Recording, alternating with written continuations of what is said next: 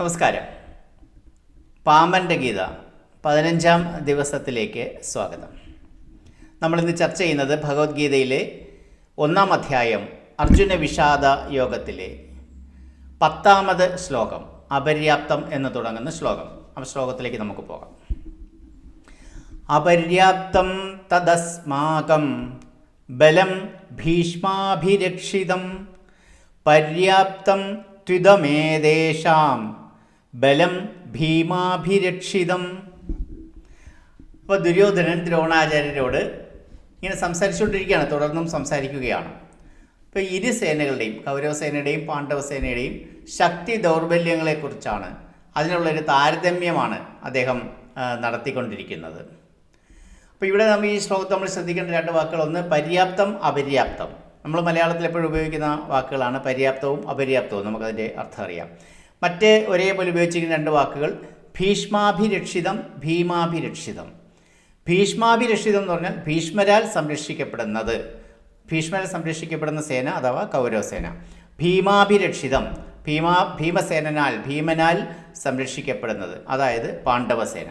അപ്പോൾ ഇവിടെ ഒരു കാര്യം പറയുന്നുണ്ട്, കൗരവസേനയുടെ രക്ഷകൻ ഭീഷ്മരാണ്, പാണ്ഡവസേനയുടെ രക്ഷകൻ ഭീമനാണ് എന്ന് ദുര്യോധനൻ ഇവിടെ പറഞ്ഞു വയ്ക്കുകയാണ്. മാത്രമല്ല, ഭീഷ്മർ രക്ഷകനായിട്ടുള്ള നമ്മുടെ സൈന്യം, അത് അസ്മാകം തദ്ബലം എന്നുള്ള വാക്കിൻ്റെ അർത്ഥം നമ്മുടെ സൈന്യം. അസ്മാകം എന്നുള്ള വാക്ക് നമ്മൾ ഇതിനു മുമ്പും നമ്മൾ മറ്റൊരു ശ്ലോകത്തിൽ നമ്മൾ പരിചയപ്പെട്ടിട്ടുണ്ട്, നമുക്കറിയാമല്ലോ.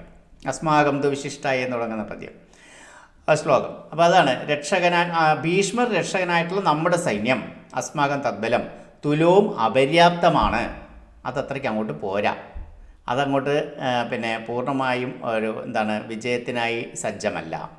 അതേസമയം ഭീമൻ രക്ഷകരായിട്ടുള്ള പാണ്ഡവ സൈന്യം, അതിനെക്കുറിച്ച് പറയുന്ന ഏതേഷാം ബലം തു, അതായത് ഭീമൻ സംരക്ഷിക്കുന്ന പാണ്ഡവ സൈന്യത്തെക്കുറിച്ച്, അത് തികച്ചും പര്യാപ്തമാണ് എന്നിവിടെ ദുര്യോധനൻ സാക്ഷ്യപ്പെടുത്തുകയാണ്.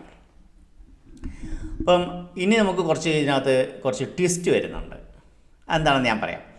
കൗരവസേനയുടെ സർവ്വസൈന്യാധിപനായിട്ടുള്ള ഭീഷ്മർ തന്നെയാണ് കൗരവപക്ഷത്തിൻ്റെ രക്ഷകൻ്റെ റോളിലും എന്ന് ദുര്യോധനൻ സമ്മതിക്കുന്നുണ്ട്. പക്ഷേ പാണ്ഡവപക്ഷത്തെ നമുക്കറിയാം, സർവ്വസൈന്യാധിപൻ ദൃഷ്ടദ്യുമ്നനാണ്. പക്ഷേ അതിൻ്റെ യഥാർത്ഥ സംരക്ഷകൻ ഭീമസേനനാണ് എന്നാണ് ദുര്യോധനൻ കരുതുന്നത്. അങ്ങനെ സംഭവിക്കാം. ഇപ്പോൾ ഓരോ ഭാഗത്തും സൈന്യാധിപന് പുറമേ കരുത്തും ബുദ്ധിയും കഴിവും പരിചയസമ്പത്തും സാമർഥ്യവും നൈപുണ്യവുമൊക്കെ ഉള്ള മറ്റു പലരും ഏതാപത്തിലും നമുക്ക് ആശ്രയിക്കാവുന്ന സംരക്ഷകരായി കാണാം. അങ്ങനെ ഉണ്ടാകാം. ഇപ്പോൾ ക്രിക്കറ്റിലും ഫുട്ബോളുകളുടെ കളികളിലൊക്കെ നമുക്കറിയാം. ഇപ്പോൾ സച്ചിൻ ടെണ്ടുൽക്കർ കളിക്കുന്ന എല്ലാ കളികളിലും അദ്ദേഹം തന്നെ ആകണമെന്നില്ല ക്യാപ്റ്റൻ, മറ്റാരെങ്കിലും ആയിരിക്കാം. പക്ഷേ ആ ടീമിൻ്റെ രക്ഷകൻ പലപ്പോഴും അദ്ദേഹം തന്നെ ആയിരിക്കും. അപ്പം അത്തരത്തിലുള്ള ഒരു ആശയമാണ് ദുര്യോധനൻ ഇവിടെ അവതരിപ്പിച്ചത്. അപ്പോൾ ഈ ഭീഷ്മരാണ് രക്ഷിക്കുന്നതെന്ന് പറഞ്ഞു, അദ്ദേഹം തന്നെയാണോ ഈ കൗരവ പക്ഷത്തെ യുദ്ധം നടന്ന 18 ദിവസവും സംരക്ഷിച്ചത് അല്ലെങ്കിൽ നയിച്ചത് എന്നുകൂടി നമുക്ക് നോക്കാം. സാന്ദർഭികമായി നമുക്കൊന്ന് പരിശോധിക്കാം. ആദ്യത്തെ 10 ദിവസം ഭീഷ്മരായിരുന്നു സേനാനായകൻ. 10ാം ദിവസം അദ്ദേഹത്തിന് തുടർന്ന് യുദ്ധം ചെയ്യാനാവാത്ത ഒരു സ്ഥിതിവിശേഷം സംജാതമായി അദ്ദേഹം വീണു പോവുകയാണ്. 11ാം ദിവസം മുതൽ 15ാം ദിവസം വരെ ദ്രോണാചാര്യരാണ് കൗരവപക്ഷത്തെ നയിച്ചത്. 15ാം ദിവസം അദ്ദേഹം വധിക്കപ്പെടുകയാണ്, ദൃഷ്ടദ്യുമ്നാൽ അദ്ദേഹം വധിക്കപ്പെടുകയാണ്. തുടർന്ന് ദ്രോണാചാര്യരുടെ മരണത്തിന് ശേഷം കർണനാണ് സേനാനായകനാവുന്നത്. പക്ഷേ 17ാം ദിവസം അദ്ദേഹം അർജുനൻ്റെ കൈകൊണ്ട് വധിക്കപ്പെട്ടു. യുദ്ധത്തിൻ്റെ അവസാന ദിവസമായ, അതായത് 18ാമത്തെ ദിവസം, നകുലൻ്റെയും സഹദേവൻ്റെയും ഭാര്യാപിതാവായിരുന്ന ശല്യർ ആണ് യുദ്ധം നയിച്ചത്. അദ്ദേഹത്തെ വധിച്ചത് യുധിഷ്ഠിരനാണ്. ഇങ്ങനെ പോകുന്ന കഥ. അപ്പോൾ സാന്ദർഭികമായിട്ട് നമ്മൾ ഇങ്ങനത്തെ കാര്യങ്ങൾ കൂടി അതിൻ്റെ വശത്തുകൂടി പറഞ്ഞു പോകുന്നുവെന്നേ ഉള്ളൂ, അത്തരം കാര്യങ്ങൾ അറിയാൻ ആഗ്രഹമുള്ളവർക്കായി. ഇപ്പോൾ പര്യാപ്തം, അപര്യാപ്തം എന്നീ വാക്കുകൾ നമ്മൾ മലയാളത്തിൽ സർവ്വസാധാരണമായി ഉപയോഗിക്കുന്നതാണെന്ന് നമുക്ക് പറഞ്ഞു. അവരുടെ അർത്ഥം നമുക്ക് പ്രത്യേകിച്ച് ആരും പറഞ്ഞു തരേണ്ടതായിട്ടില്ല എന്നും ഞാൻ പറഞ്ഞു. അവിടെയാണ് നമുക്കൊരു ട്വിസ്റ്റ് വരുന്നത്. ഇവിടെ കാര്യം അല്പം കുഴപ്പത്തിലാണ്. ഇപ്പോൾ സംസ്കൃതത്തിൽ ആവുമ്പോൾ ഈ പദങ്ങൾക്ക് മറ്റ് ചില അർത്ഥങ്ങളുമുണ്ട്. അപ്പോൾ അങ്ങനെ വരുന്ന മറ്റ് ചില അർത്ഥങ്ങൾ നമ്മൾ ഉദ്ദേശിക്കുന്ന അർത്ഥത്തിൻ്റെ നേരെ വിപരീതമാണ് താനും. അപ്പം നമ്മൾ ഉദ്ദേശിക്കുന്ന പര്യാപ്തം മതിയാകുന്നത്, തികയുന്നത് എന്നൊക്കെയുള്ള അർത്ഥം. അപര്യാപ്തം തികയാത്തത്, മതിയാവാത്തത് ഉള്ളതാണെങ്കിൽ അതിന് സംസ്കൃതത്തിൽ നമ്മൾ പരിശോധിക്കും മറ്റു ചില അർത്ഥങ്ങൾ ഉള്ളത് ഇതിൻ്റെ നേരെ എതിർ ഭാഗത്തുള്ള വിപരീത ദിശയിലുള്ള അങ്ങനെ അത്തരത്തിലുള്ള പദങ്ങളാണ്. അതുകൊണ്ട് തന്നെ നിരവധിയായിട്ടുള്ള പല പണ്ഡിതന്മാരും പലതരം വ്യത്യസ്തമായിട്ടുള്ള വ്യാഖ്യാനങ്ങൾ നമ്മുടെ ഈ ശ്ലോകത്തിന് നൽകിയിട്ടുണ്ട്. നമ്മൾ തുടക്കത്തിൽ പറഞ്ഞത് ഭീഷ്മർ നയിക്കുന്ന കൗരവസേന യുദ്ധം ജയിക്കാൻ പര്യാപ്തമാണെന്നും പാണ്ഡവസേന അപര്യാപ്തമാണെന്നാണ് പറഞ്ഞത്. പക്ഷേ അങ്ങനെ അല്ല എന്ന് പറയുന്ന ചില പണ്ഡിതന്മാരും ഉണ്ട്. ഭീഷ്മർ രക്ഷകനായിട്ടുള്ള കൗരവ സൈന്യം ഭീമൻ രക്ഷകനായിട്ടുള്ള പാണ്ഡവ സൈന്യത്തോടൊപ്പം എത്തുന്നില്ല, അത് അപര്യാപ്തമാണ് എന്ന് തന്നെയാണ് ദുര്യോധനൻ യുദ്ധത്തിന് തൊട്ട് മുമ്പ് പോലും കരുതുന്നത് എന്നാണ് സത്യം. പക്ഷേ ചില പണ്ഡിതന്മാർ ഇവിടെ ഞാൻ നേരത്തെ പറഞ്ഞ പോലെ അപര്യാപ്തം എന്ന വാക്കിന് മറ്റു ചില അർത്ഥങ്ങൾ കൽപ്പിച്ചിട്ടുണ്ട്. ഉദാഹരണത്തിന് ശ്രീധരസ്വാമി എന്ന മഹാപണ്ഡിതൻ അപര്യാപ്തം എന്ന വാക്കിന് ശേഷിയില്ലാത്തത്, മതിയാകാത്തത് എന്നും, ആനന്ദഗിരി എന്ന മറ്റൊരു പണ്ഡിതൻ പരിധിയില്ലാത്തത്, വിപുലമായത് എന്നും ഒക്കെ അർത്ഥം പറഞ്ഞിട്ടുണ്ട്. അപ്പോൾ ആനന്ദഗിരി പറഞ്ഞ പോലെയാണെങ്കിൽ പാണ്ഡവസേനയെ പര്യാപ്തമെന്ന് വിശേഷിപ്പിക്കേണ്ടതില്ലായിരുന്നല്ലോ എന്ന് വേണമെങ്കിൽ കരുതാൻ നമുക്കും സ്വാതന്ത്ര്യമുണ്ട്. ഈ വ്യത്യാസങ്ങളെല്ലാം ഗുരു നിത്യചൈതന്യയതി തൻ്റെ വ്യാഖ്യാനത്തിൽ ചൂണ്ടിക്കാട്ടിയിട്ടുണ്ട്. പരസ്പര വിരുദ്ധമാണ് എന്നറിഞ്ഞുകൊണ്ട് തന്നെയാണ് വ്യാസൻ ഈ പദങ്ങൾ പ്രയോഗിച്ചിരിക്കുന്നത് എന്നാണ് യതി പറഞ്ഞു വച്ചിരിക്കുന്നത്. രണ്ട് പക്ഷത്തും ചേരാതെ രണ്ടും ശരിയാണ് എന്നുള്ള വാദഗതിയാണ് അദ്ദേഹം മുന്നോട്ട് വെക്കുന്നത് അല്ലെങ്കിൽ ഉയർത്തിപ്പെടുന്നത്. ദുര്യോധനനെ പരാജയഭീതി നല്ല പോലെ അലട്ടുന്നുണ്ട് എന്നുള്ള കാര്യത്തിൽ നിത്യചൈതന്യയതിയും യോജിക്കുന്നുണ്ട്. നമ്മൾ ഭഗവത്ഗീതയുടെ ശങ്കരഭാഷ്യത്തിൻ്റെ ആധികാരികമായൊരു വ്യാഖ്യാനത്തിലേക്ക് നോക്കിയാൽ പര്യാപ്തം, അപര്യാപ്തം എന്നീ വാക്കുകൾക്ക് നമ്മൾ മലയാളത്തിൽ സാധാരണയായി മനസ്സിലാക്കുന്ന അർത്ഥമല്ല പറഞ്ഞു വച്ചിരിക്കുന്നത്. പര്യാപ്തം എന്നാൽ എണ്ണത്തിൽ കുറവായത് എന്നും അപര്യാപ്തം എന്നാൽ എണ്ണത്തിൽ കൂടുതൽ എന്നും ഇവിടെ അർത്ഥം കുറിച്ചിരിക്കുന്നു. ഇപ്പോൾ ഈ അർത്ഥങ്ങൾക്ക് നേരത്തെ മഹാനായ ആനന്ദഗിരി പറഞ്ഞതിനോട് വ്യത്യാസമുണ്ട്, പക്ഷേ ആശയത്തിൽ സമാനമാണ്. അതായത് നമ്മുടെ സൈന്യം എണ്ണത്തിൽ കൂടുതലാണ് എന്ന് ദുര്യോധനൻ ഇതിനു മുമ്പും പറഞ്ഞിട്ടുണ്ട്. കണക്കുകൾ വെച്ച് നോക്കുമ്പോൾ അത് സത്യമാണ് താനും. എന്താണ് കണക്കുകൾ? കൗരവപക്ഷത്ത് 11 അക്ഷൗഹിണി പടകളുണ്ട്, എന്നാൽ പാണ്ഡവ പക്ഷത്ത് 7 അക്ഷൗഹിണി പടകളേ ഉള്ളൂ. അപ്പോൾ 11 അക്ഷൗഹിണി പടകൾ യുദ്ധഭൂമിയിലാകെ വ്യാപിച്ചു കിടക്കുന്നു എന്ന അർത്ഥത്തിലാണ് അപര്യാപ്തം എന്ന പദം ഉപയോഗിച്ചിരിക്കുന്നത് എന്ന് ചിന്തിക്കുകയും പറയുകയും ചെയ്യുന്നവരുണ്ട്. വ്യാപിച്ചു കിടക്കുകയാണ്, പരന്ന് കിടക്കുകയാണ്, വിശാലമായിരിക്കുകയാണ് എന്നും അപര്യാപ്തം എന്ന വാക്കിന് അർത്ഥമുണ്ടത്രേ. അപ്പം നമുക്ക് സ്വാഭാവികമായിട്ടും ചില ആൾക്കാർക്ക് സംശയം തോന്നും, ഞാൻ ഈ 11 അക്ഷൗഹിണി 7 അക്ഷൗഹിണി എന്നൊക്കെ പറഞ്ഞു, എന്താണ് ഈ അക്ഷൗഹിണി എന്ന്? അതും കൂടി ഞാനൊന്ന് വിശദീകരിക്കാം. ഒരു അക്ഷൗഹിണി എന്ന് പറയുന്ന ഒരു സേനാ വിന്യാസമാണ്. അതിനകത്ത് 21,870 രഥങ്ങൾ കാണും. അത്രയും തന്നെ, അതായത് 21,870 ആനകളും കാണും. ഇതിൻ്റെ 3 ഇരട്ടി കുതിരകൾ കാണും. 3 ഇരട്ടി എന്ന് പറയുമ്പം 65,610 കുതിരകൾ കാണും. ഈ 21,870ൻ്റെ 3 ഇരട്ടിയാണത്. ഇനി 21,870ൻ്റെ 5 ഇരട്ടി കാലാൾപ്പട കാണും. അപ്പോൾ 21,870ൻ്റെ 5 ഇരട്ടി എന്ന് പറയുന്നത് 1,09,350 വരും. അപ്പോൾ ഇത് ഇത്രയും കൂടെ ചേരുന്നതാണ് ഒരു അക്ഷൗഹിണിപ്പട. അപ്പോൾ ഈ കണക്ക് വെച്ച് നോക്കുമ്പോൾ പാണ്ഡവ സൈന്യത്തിലാകെ 15,30,900, അതായത് 15,31,000 പടയാളികളാണ് ഉണ്ടായിരുന്നത്. കൗരവ സൈന്യത്തിലാകട്ടെ 24,05,700 പടയാളികൾ യുദ്ധത്തിനായി അണിനിരുന്നു. അതായത് 9 ലക്ഷം പടയാളികൾ അധികമായി കൗരവപക്ഷത്ത് ഉണ്ടായിരുന്നു. അതുകൊണ്ടാണ് അത് വ്യാപ്തമാണ്, വിശാലമാണ്, വിസ്തൃതമാണ് എന്നർത്ഥത്തിലാണ് അപര്യാപ്തം എന്ന വാക്ക് ഉപയോഗിച്ചിരിക്കുന്നതെന്ന് ചില പണ്ഡിതന്മാർ പറയുന്നത്. ഇപ്പോൾ എല്ലാ മഹാരഥന്മാരുടെയും ആശയങ്ങൾ ഉൾക്കൊണ്ടുകൊണ്ട്, എന്നാൽ അതേസമയം നമ്മുടെ ആശയക്കുഴപ്പം, നമുക്ക് കാര്യത്തിൽ ആശയക്കുഴപ്പം ഉണ്ടാവില്ല. നമ്മൾ പറഞ്ഞു കേട്ട പര്യാപ്തം അപര്യാപ്തമല്ല ചിലരിവിടെ പറയുന്ന അർത്ഥം. അപ്പോൾ അങ്ങനെയുള്ള ആശയക്കുഴപ്പം ഒഴിവാക്കുന്ന തരത്തിലുള്ള ഒരു വ്യാഖ്യാനമാണ് ശ്രീ രാമകൃഷ്ണ മഠത്തിലെ അധിപതിയായിരുന്ന ശ്രീ പ്രകാശാനന്ദ സ്വാമികൾ എഴുതിയിരിക്കുന്നത്. അപ്പോൾ പ്രകാശാനന്ദ സ്വാമികൾ എഴുതിയിരിക്കുന്നത് ഇപ്രകാരമാണ്: ഭീഷ്മർ നയിക്കുന്ന കൗരവസേന എണ്ണത്തിൽ കൂടുതലാണ്, പക്ഷേ പാണ്ഡവസേനയെ നേരിടാൻ അത് പോരാതെ വരും. ഭീമസേന നയിക്കുന്ന പാണ്ഡവസേന എണ്ണത്തിൽ കുറവാണ്, പക്ഷേ കൗരവസേനയെ ഫലപ്രദമായി നേരിടാൻ അവർക്ക് കഴിയും. അത്രയും പേർ മതിയാകും എന്നാണ് ഈ ശ്ലോകത്തിൻ്റെ അർത്ഥമെന്ന് അദ്ദേഹം പറയുന്നു. പിന്നെ ചിന്മയ മിഷനിലെ സ്വാമി ചിന്മയാനന്ദജി എന്താണ് പറഞ്ഞിരിക്കുന്നത് നോക്കാം. ഇതിന് സമാനമായ അഭിപ്രായ പ്രകടനം തന്നെയാണ് അദ്ദേഹവും നടത്തിയിരിക്കുന്നത്. അദ്ദേഹത്തിൻ്റെ അഭിപ്രായത്തിൽ അപര്യാപ്തം എന്ന വാക്കിന് അസമർത്ഥമെന്നും അതേസമയം അതിനോടൊപ്പം തന്നെ അളവറ്റത് എന്നും അർത്ഥമുണ്ട്. അസമർത്ഥം എന്ന് പറയുന്നത് നെഗറ്റീവാണ്, അളവറ്റത് എന്ന് പറയുന്നത് പോസിറ്റീവാണ്. അപ്പോൾ നെഗറ്റീവും പോസിറ്റീവുമായിട്ടുള്ള അർത്ഥങ്ങൾ അപര്യാപ്തം എന്നുള്ള ഒരേ വാക്കിന് തന്നെ ഉണ്ട്.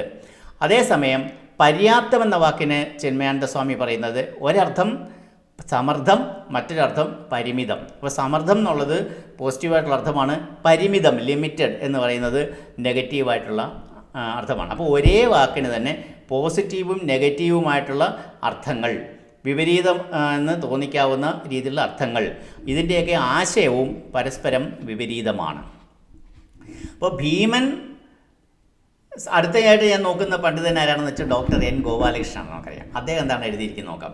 ഭീമൻ സംരക്ഷിക്കുന്ന പാണ്ഡവ സൈന്യത്തെ തോൽപ്പിക്കാൻ ഭീഷ്മർ സംരക്ഷിക്കുന്ന കൗരവ സൈന്യത്തിന് സാധിക്കും എന്ന് തന്നെയാണ് ദുര്യോധനൻ ഉറച്ച് വിശ്വസിക്കുന്നത് എന്നാണ് ഈ ശ്ലോകത്തിൻ്റെ അർത്ഥം എന്നാണ് ഡോക്ടർ എൻ ഗോപാലകൃഷ്ണൻ പറയുന്നത്. ഇനി ശ്രീ PM നാരായണൻ നായരുടെ വ്യാഖ്യാനം നമുക്ക് നോക്കാം. മറ്റൊരു തരത്തിലുള്ള ചിന്തയാണ് അദ്ദേഹം പങ്കുവെക്കുന്നത്. അതിപ്രകാരമാണ്: കൗരവ സൈന്യം അപര്യാപ്തമാണ്, പക്ഷേ ഭീഷ്മർ സംരക്ഷിക്കുന്നു എന്നുള്ള ഒറ്റ കാര്യം കൊണ്ട് നമുക്ക് വിജയ സാധ്യതയുണ്ട് എന്നാണ് ദുര്യോധനൻ അവിടെ ഉദ്ദേശിക്കുന്നത് അദ്ദേഹം പറയുന്നു. എന്നാൽ പാണ്ഡവ സൈന്യം പര്യാപ്തമാണ്, പക്ഷേ ഭീമൻ നയിക്കുന്നത് കൊണ്ട് അവർക്ക് പ്രത്യേകമായ ഒരു വിജയ സാധ്യതയില്ല. ഇവിടെ കുറച്ച് മാനേജ്മെൻറ്റ് ആസ്പെക്റ്റും കൂടെ വരുന്നുണ്ട്, നേതൃഗുണം വരുന്നുണ്ട്, ലീഡർഷിപ്പ് ക്വാളിറ്റീസ് വരുന്നുണ്ട്. നേതാവ് ആരാണ് എന്നുള്ളത് യുദ്ധവിജയത്തിൽ വളരെ പ്രധാനമാണ്. ഇതാണ് ശ്രീ PM നാരായണൻ നായർ അദ്ദേഹത്തിൻ്റെ വ്യാഖ്യാനത്തിൻ്റെ സാരം. ഒരു വശത്തെ നേതാവ് ഭീഷ്മരാണ്, മറ്റൊരു സൈന്യത്തിൻ്റെ നേതാവ് ഭീമനാണ്. ഭീഷ്മർ തീർച്ചയായും ഭീമനേക്കാൾ എത്രയോ മികച്ച വ്യക്തിത്വമാണ്. അതുകൊണ്ട് തന്നെ ഭീഷ്മർ നയിക്കുന്ന കൗരവസേനയ്ക്കാണ് വിജയസാധ്യത കൂടുതൽ, ഭീമൻ നയിക്കുന്ന പാണ്ഡവ സൈന്യത്തേക്കാൾ ഒരു പടി കൂടുതൽ വിജയസാധ്യതയുണ്ട് എന്നാണ് അദ്ദേഹം വിലയിരുത്തുന്നത്. അതുപോലെ തന്നെ ഡോക്ടർ സുധാംശു ചതുർവേദി എന്ന പണ്ഡിതൻ്റെ ഗീതാ വ്യാഖ്യാനത്തിൻ്റെ മലയാള പരിഭാഷയും ഇത്തരത്തിലുള്ള ആശയക്കുഴപ്പം ഉണ്ടായതുകൊണ്ട് നമ്മൾ റെഫർ ചെയ്തിട്ടുണ്ട്. അതിനകത്ത് പറയുന്നത് ഭീഷ്മർ നയിക്കുന്ന സൈന്യം അജയ്യമാണ്, ഭീമൻ്റെ പാണ്ഡവ സൈന്യത്തിന് അതിനോട് പിടിച്ചു നിൽക്കാൻ കഴിയില്ല. ഈ അഭിപ്രായമാണ് അദ്ദേഹം പറഞ്ഞു വച്ചിരിക്കുന്നത്. അദ്ദേഹം വ്യക്തമായിട്ട് പറയുന്നുണ്ട്, ദുര്യോധനന് ഒട്ടും തന്നെ ആത്മവിശ്വാസം ചോർന്നിട്ടില്ല എന്നാണ് അദ്ദേഹം പറയുന്നത്. അതായത് ആത്മവിശ്വാസം ചോർന്നിട്ടുണ്ട് എന്ന് അദ്ദേഹം കരുതുന്നില്ല. ഇപ്പോൾ നമ്മളിങ്ങനെ ചർച്ച ചെയ്തുകൊണ്ടിരിക്കുന്ന പണ്ഡിതന്മാരെല്ലാം ഒന്നുകിൽ ദുര്യോധനൻ്റെ ആത്മവിശ്വാസം ചോർന്നുപോയി, അദ്ദേഹം ദുർബലനാകുന്നു എന്ന അഭിപ്രായക്കാരാണ്. മറ്റു ചില ആൾക്കാരാകട്ടെ ദുര്യോധനൻ്റെ ആത്മവിശ്വാസം ചോർന്നിട്ടില്ല, അദ്ദേഹത്തിന് ശുഭപ്രതീക്ഷയാണുള്ളത് എന്ന അഭിപ്രായവും ആണ്. അതാണ് ഈ 10ാമത്തെ ശ്ലോകം നമ്മുടെ മുമ്പിൽ കൊണ്ടുവെക്കുന്ന ഒരു ആശയക്കുഴപ്പം. നമ്മളെന്താണ് ചെയ്യേണ്ടത്? നമ്മളിത് രണ്ടും മനസ്സിലാക്കി നമ്മുടേതായ അഭിപ്രായം നമുക്ക് രൂപീകരിക്കേണ്ടി വരും. അതിനു വേണ്ടിയിട്ടാണ് ഇത്രയധികം പണ്ഡിതന്മാരുടെ അഭിപ്രായ പ്രകടനം. ഇനി ഒരു മഹാപണ്ഡിതനായിരുന്ന ഡോക്ടർ NI നാരായണൻ സാർ, അദ്ദേഹം തൻ്റെ വ്യാഖ്യാനത്തിൽ പര്യാപ്തം അപര്യാപ്തം എന്ന പദങ്ങളുടെ വിപരീതാർത്ഥത്തിലുള്ള പ്രയോഗങ്ങൾ എടുത്തു പറയുന്നുണ്ട്. പക്ഷേ അദ്ദേഹം മറ്റൊരു രീതിയിലാണ് ചിന്തിക്കുന്നത്. ദുര്യോധനൻ്റെ ആത്മവിശ്വാസക്കുറവും പരാജയഭീതിയുമാണ് ഈ വാക്കുകളിൽ നിഴലിക്കുന്നത് എന്നാണ് അദ്ദേഹത്തിൻ്റെ അഭിപ്രായം. ഭീഷ്മർ സംരക്ഷിക്കുന്ന സ്വന്തം സൈന്യത്തെപ്പറ്റി ദുര്യോധനന് വലിയ മതിപ്പില്ല, ഭീമൻ സംരക്ഷിക്കുന്ന പാണ്ഡവ സേന കൂടുതൽ ശക്തമാണ് എന്ന് ദുര്യോധനൻ കരുതുന്നു എന്ന് അദ്ദേഹം വ്യാഖ്യാനിക്കുന്നു. അതിന് മതിയായിട്ടുള്ള കാരണവും അദ്ദേഹം നിരത്തുന്നുണ്ട്. അതിതാണ്, അയാൾ അധർമ്മിയാണ്, അധർമ്മിക്ക് ആത്മധൈര്യം ഉണ്ടാകുകയില്ല. വളരെ വ്യക്തമായിട്ട് അദ്ദേഹം പറഞ്ഞത്, ദുര്യോധനൻ അധർമ്മിയാണ്, അതുകൊണ്ട് അയാൾക്ക് ആത്മധൈര്യം ഉണ്ടാകുകയില്ല, അതുകൊണ്ട് അയാളുടെ ധൈര്യം ചോർന്നു പോവുകയാണ്, പരാജയഭീതി അയാളെ അലട്ടുന്നു എന്ന് തന്നെയാണ് നമ്മൾ ചർച്ച ചെയ്തുകൊണ്ടിരിക്കുന്ന 10ാം ശ്ലോകത്തിൻ്റെ അർത്ഥം, അതിൻ്റെ ആശയം എന്ന് തന്നെയാണ് അദ്ദേഹം കരുതുന്നത്. നമ്മുടെ ഈ കാലഘട്ടത്തിലെ വിശ്വഗുരുവായിട്ടുള്ള ഗുരുദേവ് ശ്രീ രവിശങ്കർജി ഇതിന് സമാനമായിട്ടുള്ള അഭിപ്രായ പ്രകടനമാണ് നടത്തിയിട്ടുള്ളത്. അദ്ദേഹം പറയുന്നു, ദുര്യോധനൻ്റെ കണ്ണ് എവിടെയാണ്? എപ്പോഴും മറുചേരിയിലാണ്. അതേ എപ്പോഴാണ് തൻ്റെ ആൾക്കാരെ എല്ലാം നോക്കുന്നത്, മറ്റാൾക്കാരെയാണ്, എതിരാളികളെയാണ് നോക്കിക്കൊണ്ടിരിക്കുന്നത്. അവരുടെ കഴിവെന്താണ്, അവരുടെ ശക്തി എന്താണ്, അവരുടെ സാമർഥ്യം എന്താണ്, ഇങ്ങനെയൊക്കെ നോക്കി വിശകലനം ചെയ്തുകൊണ്ടിരിക്കുന്ന ദുര്യോധനൻ സ്വന്തം ചേരിയിലേക്ക് തിരിഞ്ഞു നോക്കുന്നില്ല, അവിടെ ശ്രദ്ധിക്കുന്നില്ല. അങ്ങനെയുള്ള ഒരു വ്യക്തിയുടെ ധൈര്യം ചോർന്നു പൊയ്ക്കൊണ്ടേയിരിക്കും. അയാൾ കൂടുതൽ കൂടുതൽ ദുർബലനാകും എന്നാണ് ശ്രീ രവിശങ്കർജി ഇതിനെക്കുറിച്ച് തൻ്റെ കമൻ്ററിയിൽ പറഞ്ഞിട്ടുള്ളത്. അപ്പോൾ അദ്ദേഹത്തിന് തന്നെ വളരെ ഇത്തരത്തിലുള്ള ആശയക്കുഴപ്പങ്ങളിലാണ് നമ്മളും. ഈ ശ്ലോകത്തിൽ ചില പദങ്ങളും പ്രയോഗങ്ങളും അതിൻ്റെ വിപരീത അർത്ഥങ്ങളും എല്ലാം കണ്ട് നമുക്ക് തന്നെ ദുര്യോധന യഥാർത്ഥത്തിൽ എന്താണ് ഉദ്ദേശിക്കുന്നത് എന്ന് നമുക്ക് തന്നെ ഒരു ആശയക്കുഴപ്പത്തിൽ വരുമ്പോൾ നമ്മളെ ആശ്വസിപ്പിക്കുന്നതിന് വേണ്ടി ഗുരുദേവ് ശ്രീ രവിശങ്കർജി ഇപ്രകാരം പറയുന്നുണ്ട്. അദ്ദേഹം പറയുന്നു, ഈ പ്രപഞ്ചം തന്നെ ഓപ്പോസിറ്റ് വാല്യൂസ്, വിപരീത മൂല്യങ്ങളുടേതാണ്. അവയോ പരസ്പര പൂരകവുമാണ്. Opposite values are complementary to each other. വിപരീത മൂല്യങ്ങൾ പരസ്പര പൂരകങ്ങൾ കൂടിയാണ്. അതുകൊണ്ട് ലോകത്തിലെ ഏറ്റവും പരസ്പര വിരുദ്ധവും ആശയക്കുഴപ്പങ്ങൾ നിറഞ്ഞതുമായ പുരാണമാണ് ഭഗവത്ഗീത എന്ന് അദ്ദേഹം പറയുന്നു. ഭഗവത്ഗീതയിൽ നിരവധി സ്ഥലത്ത് ഇതേപോലത്തെ കൺഫ്യൂഷൻ ഉണ്ടാക്കുന്ന കാര്യങ്ങൾ, അല്ലെങ്കിൽ കോൺട്രഡിക്ടറി ആണ്, വൈരുദ്ധ്യമുള്ളതാണ് എന്ന് നമുക്ക് തോന്നുന്ന കാര്യങ്ങൾ ഉണ്ടാകും എന്ന് അദ്ദേഹം ഇപ്പോൾ തന്നെ ആദ്യത്തെ അധ്യായം ചർച്ച ചെയ്യുമ്പോൾ തന്നെ അദ്ദേഹം നമുക്ക് മുന്നറിയിപ്പ് നൽകുന്നുണ്ട്. അദ്ദേഹം പറയുന്നു, നമ്മുടെ ജീവിതവും അതേപോലെയാണ്, നമ്മുടെ ജീവിതത്തിലും ഇതൊക്കെ തന്നെയാണ്, വിപരീത മൂല്യങ്ങളാണ് നമ്മുടെ ജീവിതത്തിലും സംഭവിച്ചുകൊണ്ടിരിക്കുന്നത്. നമ്മുടെ ജീവിതത്തിൽ നമുക്ക് വിപരീതമായിട്ടുള്ള ഒരുപാട് സാഹചര്യങ്ങളെ അഭിമുഖീകരിക്കേണ്ടി വരുന്നുണ്ട്.